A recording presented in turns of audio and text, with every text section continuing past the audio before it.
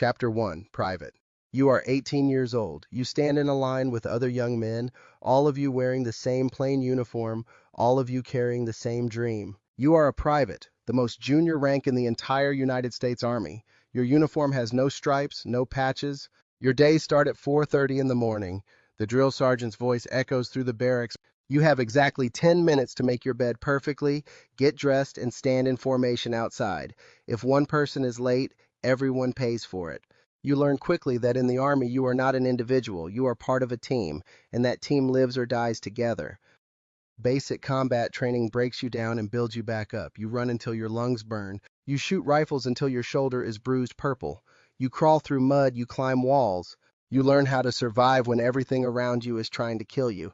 At night, you fall into your bunk so exhausted that sleep takes you before your head hits the pillow. But something is changing inside you. You are getting stronger. You are getting faster. You are learning that your body can do things you never thought possible. You watch other privates quit, other young men who thought they wanted this life but discovered they didn't have the stomach for it. You don't quit. You keep showing up. You keep pushing forward. After basic training, you move on to advanced individual training, where you learn your specific job in the Army. Maybe you are learning to be an infantryman or a mechanic or a communications specialist. This is where you start to understand that being a soldier is not just about shooting guns and running fast. It is about having a skill, mastering that skill and using it to help your team win. You are still a private, still at the bottom of the ladder, but you are starting to see the path ahead. You hear stories about the Green Berets, these elite soldiers who operate in the shadows, who speak foreign languages, who train foreign armies, who do things that most people will never read about in the news. You start to train harder, to run farther, to lift more weight. You are a private with a dream, and that dream is about to become an obsession. Chapter 2, Private First Class and Specialist. 6 months pass, then a year. You get promoted to Private First Class, and a single chevron appears on your uniform. It means you are no longer the new guy, the recruit, the cherry. You have some experience now. You know how the Army works, how to stay out of trouble, how to do your job without someone standing over your shoulder. Then comes specialist. Now you have the eagle emblem on your sleeve, and with it comes more responsibility. As a specialist, you are expected to know your job inside and out. You might be put in charge of equipment worth millions of dollars. You might be training newer soldiers who just arrived at your unit. You are still not a leader in the official sense, but people are starting to look up to you. They are starting to ask you questions, to follow your example. But here is where your path splits from the regular Army. While other soldiers are content to stay where they are, to do their time and collect their paycheck, you want something more. You want to be a Green Beret. You start training on your own time. You run 10 miles before breakfast. You ruck march with 50 pounds on your back. You practice land navigation in the woods, using a compass and a map to find your way through terrain you have never seen before. You apply for special forces. You fill out mountains of paperwork. You get security clearances. You take tests that measure your intelligence, your psychological stability, your ability to work under pressure. The Army wants to know everything about you before they let you even try out for the Green Berets. They are not looking for supermen. They are looking for the right kind of men, men who can think, who can adapt, who can keep going when everything falls apart. Finally, the day arrives. You get orders to report to Fort Bragg, North Carolina, the home of the Special Forces. You are going to Special Forces Assessment and Selection, known as SFAS. This is the gate, and on the other side of that gate is the life you have been dreaming about. Chapter 3, Special Forces Assessment and Selection. SFAS is not like anything you have ever experienced. The instructors do not yell at you like drill sergeants. They do not tell you what to do. They simply watch. They watch you navigate through swamps and forests alone with nothing but a map and a compass. They watch you work with other candidates on team tasks, building bridges out of rope, moving heavy objects across obstacles, solving problems with no clear solution. The physical demands are brutal. You might ruck 20 miles in a single day. You might get 4 hours of sleep for an entire week. Your feet will blister until they are raw meat. Your back will ache so badly you think it might break. But the physical part is not what breaks most candidates. It is the mental part. You see, SFAS is designed to make you quit. It is designed to make you doubt yourself, to make you wonder if you are good enough, strong enough, tough enough. Every day, candidates pack their bags and leave. They walk up to the cadre and hand in their equipment, their heads down, their dreams shattered. You watch them go, and you feel the temptation. You feel the voice in your head that says, you don't have to do this. You can go back to a normal unit. You can have a normal life. But you don't quit. You keep putting one foot in front of the other. You keep moving forward. You learn to embrace the suck, as the Green Berets say. You learn that your mind will give up long before your body does, and you learn to tell your mind to shut up and keep going. At the end of 3 weeks, you stand in formation with the candidates who are left. Maybe half of the people who started are still there, maybe less. The cadre read out a list of names of the candidates who have been selected to continue to the qualification course. Your name is on that list. You have been selected. You are going to the Q course. Chapter 4, the Q course. The Special Forces Qualification Course, or Q course, is where you learn to be a Green Beret. Depending on your specialty, the Q course can last anywhere from 56 weeks to 95 weeks. That is more than a year and a half of constant training, constant evaluation, constant pressure. First, you learn small unit tactics. You learn how to patrol, how to set up ambushes, how to conduct raids, how to gather intelligence. This is similar to what you learned in Ranger School, but the standards are higher, much higher. You are expected to be perfect. And if you are not perfect, you are expected to learn from your mistakes and get better. Then comes your military occupational specialty training. This is where you choose what kind of Green Beret you want to be. If you choose to be a weapons sergeant in 18 Bravo, you will become an expert in every weapons system on the planet. You will learn to use American weapons, Russian weapons, weapons from every country you might operate in. You will learn not just how to shoot them, but how to teach others to shoot them. If you choose to be an engineer sergeant in 18 Charlie, you will learn demolition. You will learn how to blow up bridges, how to clear minefields, how to build fortifications. You will become a master of explosives, able to bring down buildings or create obstacles that stop enemy forces in their tracks. If you choose to be a medical sergeant in 18 Delta, you will undergo the most advanced medical training the Army offers. You will learn battlefield trauma care, how to save a life when someone is bleeding out from a gunshot wound. You will become a doctor, a surgeon, a veterinarian, all in one. If you choose to be a communications sergeant in 18 Echo, you will learn every communication system the Army uses. You will learn to set up radio networks, to encrypt messages, to hack into enemy communications. After your MOS training comes Robin Sage, the final test. Robin Sage is a 4-week exercise that simulates an unconventional warfare mission. You are dropped into rural North Carolina, which has been transformed into a fictional country called Pineland. You must make contact with guerrilla forces, train them, lead them, and help them overthrow an oppressive government. Everything you have learned in the Q course comes together in Robin Sage. You must speak a foreign language. You must use your specialty skills. You must lead, you must follow, you must adapt to a constantly changing situation. When you graduate from Robin Sage, you are almost there. You have one final phase, language training. Green Berets operate all over the world, and they need to be able to speak the local language. You might learn Spanish, Arabic, French, Russian, or any of a dozen other languages. You will not become fluent, but you will learn enough to build relationships, to train foreign soldiers, to survive in a foreign land. Finally, after more than a year of nonstop training, you graduate. You stand in formation with your classmates, and a senior Green Beret walks down the line. He stops in front of you, and he places a Green Beret on your head. It is not just a piece of clothing. It is a symbol. It says that you are one of the best soldiers in the world. It says that you have earned the right to call yourself a Green Beret. You are now a sergeant, an E5 assigned to an operational detachment alpha, an ODA, what the Green Berets call an A-team. You are the lowest ranking member of that team, but you are in. You have made it. Your real career as a Green Beret is about to begin. Chapter 5, Sergeant. As a sergeant, you are now a non-commissioned officer, an NCO. That means you are a leader. Even if you are the most junior member of your ODA, you are expected to lead by example. You are expected to know your job better than anyone else. You are expected to train harder, work harder, and perform better than the soldiers who look up to you. Your ODA is a 12-man team, and each man has a specific job. There is the captain, the detachment commander who leads the team. There is the warrant officer, the assistant detachment commander who is second in command. There is the team sergeant, a master sergeant, who is the senior enlisted man and the backbone of the team. There is the intelligence sergeant, 2 weapons sergeants, 2 engineer sergeants, 2 medical sergeants, and 2 communications sergeants. And then there is you. As a junior sergeant, you might be one of the communications sergeants or weapons sergeants. You are paired with a more senior sergeant who teaches you the ropes. You learn how to plan missions, how to brief the team, how to work with foreign forces. You learn that being a Green Beret is not about being a lone wolf, a Rambo who single-handedly takes on an entire army. It is about being part of a team where every man depends on every other man. Your first deployment comes quickly. You might go to Afghanistan, where you will live in a remote outpost and train Afghan soldiers to fight the Taliban. You might go to Africa, where you will teach local forces how to hunt down terrorists. You might go to South America, where you will help governments fight drug cartels. Wherever you go, you will be operating in small teams, far from support, far from backup. You will be on your own, and you will have to figure things out for yourself.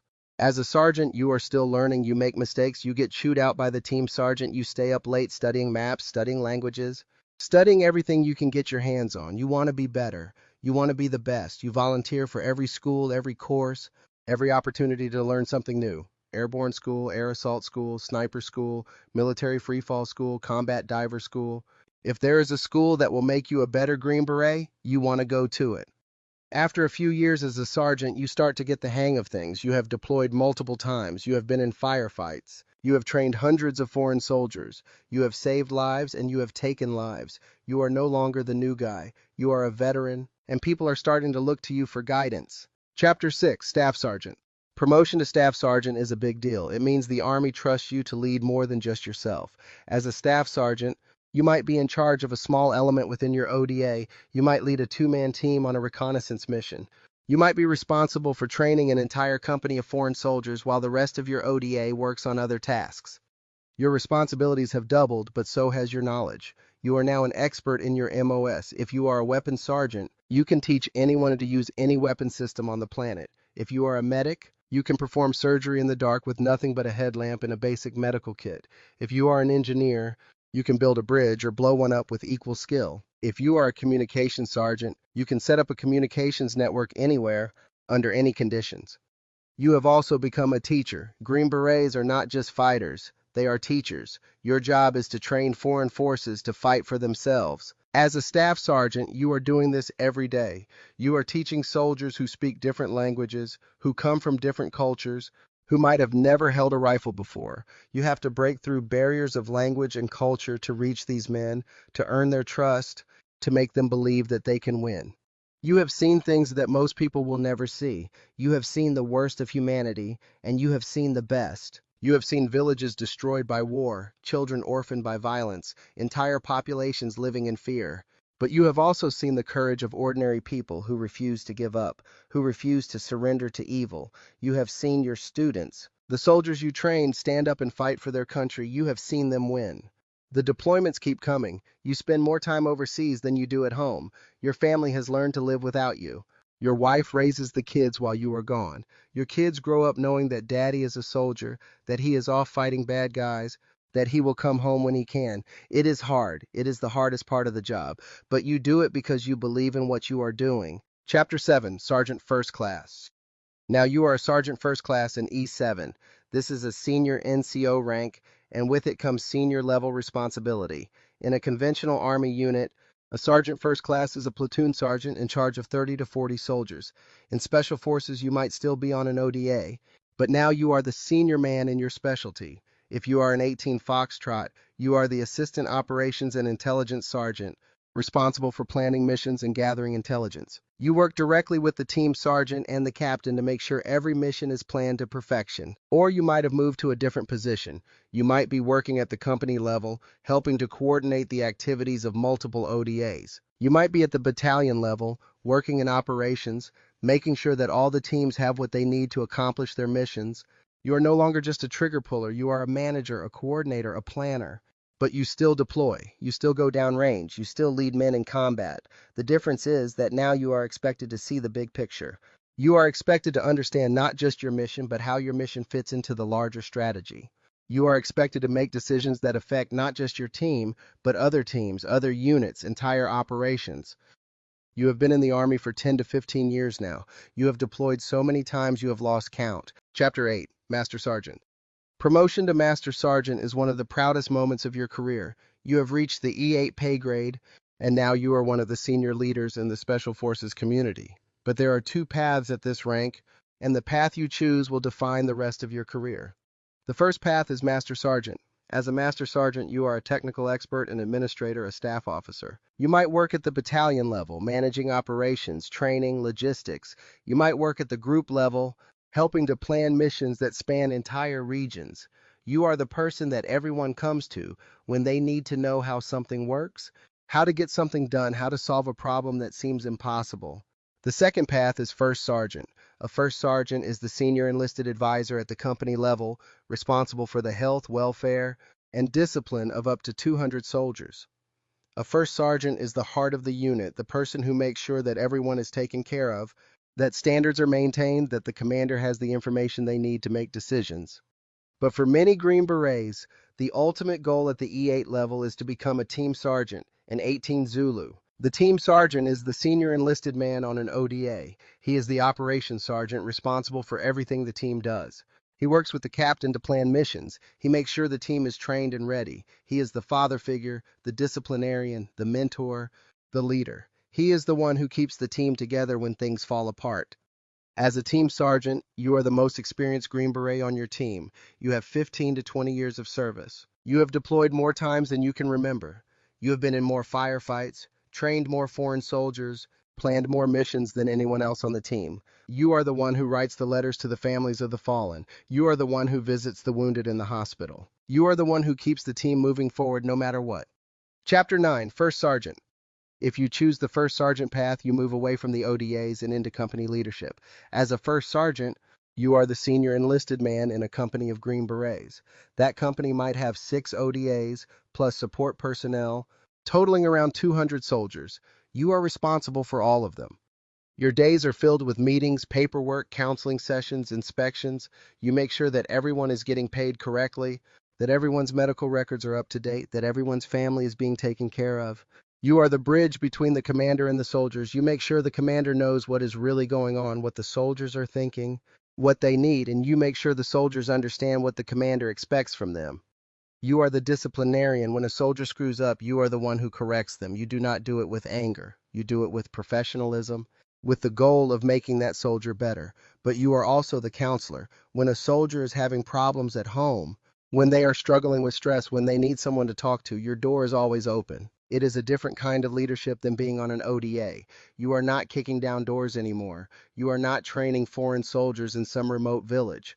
But what you are doing is just as important. You are keeping the machine running. You are making sure that when the ODAs deploy, they have everything they need. You are taking care of the families back home so the guys downrange can focus on their mission. You are the unsung hero, the person who makes it all possible. Chapter 10, Sergeant Major in Command, Sergeant Major. You have reached the top. You are now a sergeant major, an E9. This is the highest enlisted rank in the Army, and there are only 2 positions at this level, sergeant major and command sergeant major. As a sergeant major, you serve as a senior staff advisor at the battalion level or higher. You might be the operations sergeant major, managing the day-to-day activities of an entire battalion. You might be the G3 sergeant major at a major command, helping to plan operations that span entire countries. You are the expert that everyone turns to when they need to know how to get something done.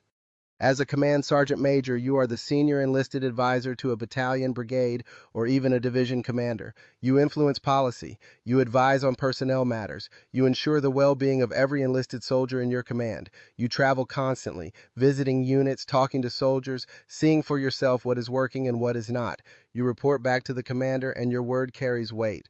When you say something needs to change, the commander listens. You have been in the Army for 20 to 30 years. You have seen the Green Berets change and evolve. You remember when things were different, when the missions were different, when the world was different. You have trained under the old ways, and you have helped implement the new ways. You are the keeper of the tradition, the link between the past and the future. You know that your time is coming to an end. You will retire soon, and a new generation will take over. But you are not sad. You are proud. You have lived a life that few men can imagine. You have served your country at the highest level. You have been part of something bigger than yourself, something that will continue long after you are gone.